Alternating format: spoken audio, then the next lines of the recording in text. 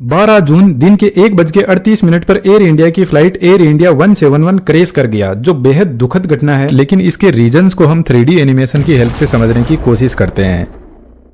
यह एयरप्लेन अहमदाबाद से 242 पैसेंजर को लेकर 1:36 पर लंदन गेटवे की तरफ उड़ान भरता है। करीब 2 मिनट तक एयरप्लेन रनवे पर अपनी स्पीड को बढ़ाता है। जब एयरप्लेन 300 किलोमीटर पर आवर की स्पीड तक पहुंच जाता है तो प्लेन रनवे से टेक ऑफ करता है। अभी प्लेन ने जस्ट टेक ऑफ किया है और सिर्फ 191 मीटर की हाइट पर पहुंचा है, लेकिन प्लेन का पायलट मेडे कॉल करता है एयर ट्रैफिक कंट्रोल के पास में और इमरजेंसी के बारे में बताते हैं कि प्लेन लिफ्ट नहीं कर रहा है। इसके बाद में कनेक्शन लूज हो जाता है और एयरप्लेन धीरे धीरे नीचे आने लगता है और एक हॉस्टल के बिल्डिंग से जाकर टकराता है और जबरदस्त ब्लास्ट होता है।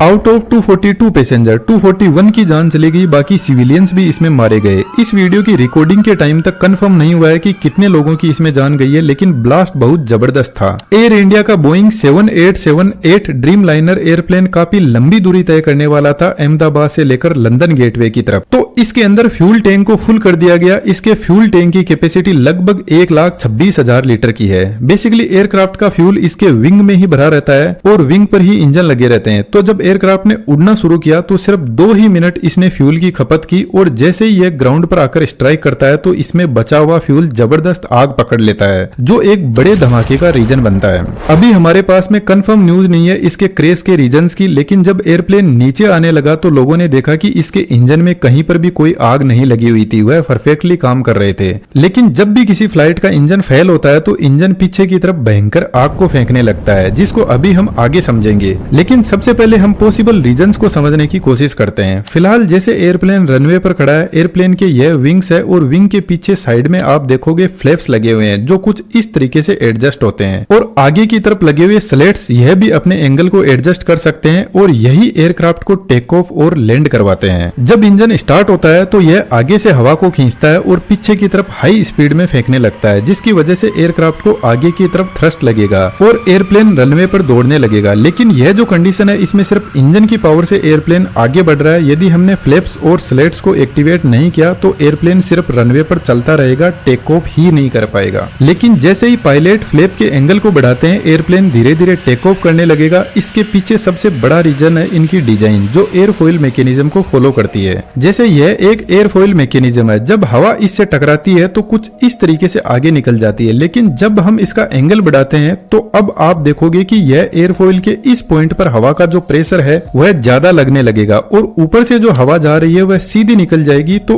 इस पॉइंट पर एयर का जो प्रेशर है वह लो हो जाएगा और हमें अच्छे से पता है चीजें हमेशा हाई प्रेशर से लो प्रेशर की तरफ बढ़ती है। तो जैसे ही पायलट एयरप्लेन के फ्लैप और स्लेट एक्टिवेट करता है तो विंग के ऊपर की साइड में लो प्रेशर जनरेट होगा और एयरप्लेन टेक ऑफ करने लगेगा। लेकिन एयर इंडिया के बोइंग 7878 ड्रीम लाइनर में प्रोबेबली एक्सपर्ट्स का ऐसा कहना है कि यदि फ्लैप और स्लेट टेक ऑफ के बाद में यदि उनमें कोई टेक्निकल एरर की वजह से कोई प्रॉब्लम आई तो यह एयरप्लेन को लिफ्ट प्रोवाइड ही नहीं करवा पाएंगे और एयरप्लेन अपने आप नीचे आने लगेगा। लेकिन बोइंग का यह एयरप्लेन बहुत ही ट्रस्टेड एयरप्लेन है, इसमें ऐसी प्रॉब्लम होने के चांस बहुत कम होते हैं। तो यहाँ पर दूसरा बड़ा रीजन हो सकता है गर्मी। यदि आपको पता हो तो राजस्थान और गुजरात के एरिया में बहुत ज्यादा टेम्परेचर बढ़ा हुआ है अभी के टाइम, और जब टेम्परेचर बढ़ता है तो हवा की डेंसिटी कम हो जाती है, जिसकी वजह से एयर पार्टिकल दूर दूर चले जाते हैं। यह लंबी दूरी का विमान था तो जनरल सी बात है इसमें बहुत सारा लोड भी होगा और यदि लोड ज्यादा हुआ ऐसी गर्मी में तो प्लेन टेक ऑफ तो कर जाएगा, लेकिन हवा की डेंसिटी की वजह से लिफ्ट प्रोवाइड नहीं करवा पाएगा।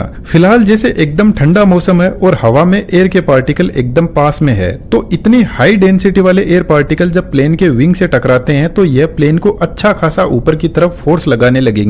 आप इसको ऐसे समझ सकते हो कि यदि 100 किलो का कोई पत्थर है तो या तो उसको 2 आदमी मिलकर उठाएंगे या 100 आदमी मिलकर उठाएंगे। तो जनरल सी बात है जब 100 लोग मिलकर उठाएंगे तो यही तरीका आसान रहेगा। तो यहाँ पर भी जब ज्यादा एयर की डेंसिटी होगी तो प्लेन आसानी से ऊपर की तरफ लिफ्ट करने लगेगा और आसमान में जाने लगेगा। लेकिन गर्मी के टाइम में जो अर्थ का सरफेस होता है वहां पर जनरली हीट ज्यादा होती है और यहाँ पर एयर के पार्टिकल्स होते हैं वह दूर दूर होते हैं। तो जब कम एयर पार्टिकल एयरप्लेन को ऊपर की तरफ फोर्स लगाएंगे तो हो सकता है कि यहाँ पर जो इंजन थ्रस्ट जनरेट कर रहा है वह सफिशिएंट ना हो, और यदि ऐसा हुआ तो इंजन यदि अपनी फुल पावर पर भी चल रहा है तो एयरप्लेन एक तो लोड और सेकंड हवा की लो डेंसिटी की वजह से धीरे धीरे नीचे आने लगेगा। इसलिए जनरली यदि आप नोटिस करोगे इंडिया, दुबई, मेक्सिको जैसी कंट्रीज में रनवे की लंबाई ज्यादा रखी जाती है ताकि प्लेन गर्मी में भी सही से टेक ऑफ कर सके। लेकिन दोस्तों एक इंपॉर्टेंट बात मैं आपको बता देता हूं, एक बार प्लेन के टेक ऑफ करने के बाद में यदि इंजन में कहीं पर भी कोई प्रॉब्लम आती है तो पायलट कुछ भी नहीं कर सकता, उसके कंट्रोल में कुछ नहीं होता है, क्योंकि प्लेन को वापस जल्दी से टर्न देकर रनवे पे नहीं लाया जा सकता।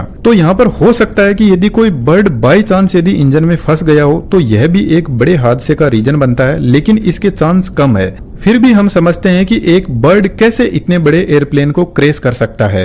इंजन के आगे के इस हिस्से में बहुत सारे कंप्रेसर होते हैं और पीछे के इस हिस्से में टरबाइन होते हैं जो इन कंप्रेसर को चलाते हैं। कंप्रेसर का काम बेसिकली बाहर से हवा को अंदर की तरफ खींचना है और उसको कंप्रेस करना होता है। एयर कंप्रेस होने के बाद में पहुंचती है कंबशन चेंबर में, जहां पर फ्यूल जलता है। तो कंबशन चेंबर में सबसे पहले फ्यूल को स्प्रे किया जाता है जो बाहर से हवा आ रही है उसमें, जिसकी वजह से फ्यूल अच्छे से एयर के साथ में मिक्स हो जाएगा और फिर यहाँ पे लगे इग्नाइटर फ्यूल में आग लगाते हैं, जिसकी वजह से यहाँ पर बहुत सारी गैसेस जनरेट होती है। तो यहाँ पर टेम्परेचर और प्रेशर बढ़ने लगता है, जिसकी वजह से यह गैस एक्सपेंड करने लगती है। अब इस हाई प्रेशर वाली हवा को पीछे एक नोजल से बाहर फेंका जाता है, जिसकी वजह से इंजन को आगे की तरफ फोर्स लगता है। लेकिन यदि इसके कंप्रेसर में आगे की तरफ कोई बर्ड आकर फंस जाता है, वैसे तो यहाँ पर कंप्रेसर की स्पीड बहुत ज्यादा हाई होती है, लेकिन यह जो बर्ड है वह कंप्रेसर में एयर के फ्लो को ब्लॉक कर देता है, जिसकी वजह से कंबशन चेंबर को हवा मिल नहीं पाएगी। जबकि फ्यूल का यहाँ पर रेगुलर स्प्रे हो रहा है तो कंबशन चेंबर का टेम्परेचर बढ़ने लगेगा। अब एक प्रॉब्लम तो यहाँ पर है कि कंबशन चेंबर का टेम्परेचर बढ़ने लगेगा, जिसकी वजह से यहाँ पर आग लग सकती है।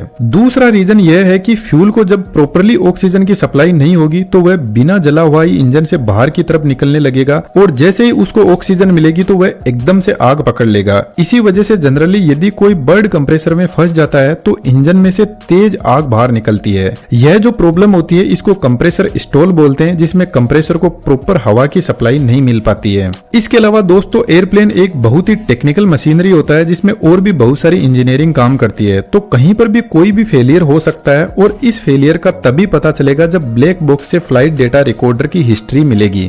ब्लैक बॉक्स बेसिकली एयरप्लेन की हर एक एक्टिविटी को रिकॉर्ड करता है। उम्मीद करता हूँ आपको बहुत कुछ समझ में आया होगा। जैसे ही हमें कंफर्म न्यूज मिलती है तो हम फिर से इस पर वीडियो बनाने की कोशिश करेंगे, लेकिन दोस्तों कुछ वीडियो ऐसे आए हैं जो वाकई में बहुत विचलित करने वाले हैं, जिससे अंदाजा लगता है कि ये एक्सीडेंट बहुत ही ज्यादा खतरनाक था। बस उम्मीद है कि भगवान उनके परिवार के लोगों को हिम्मत और शांति दे। Thank you.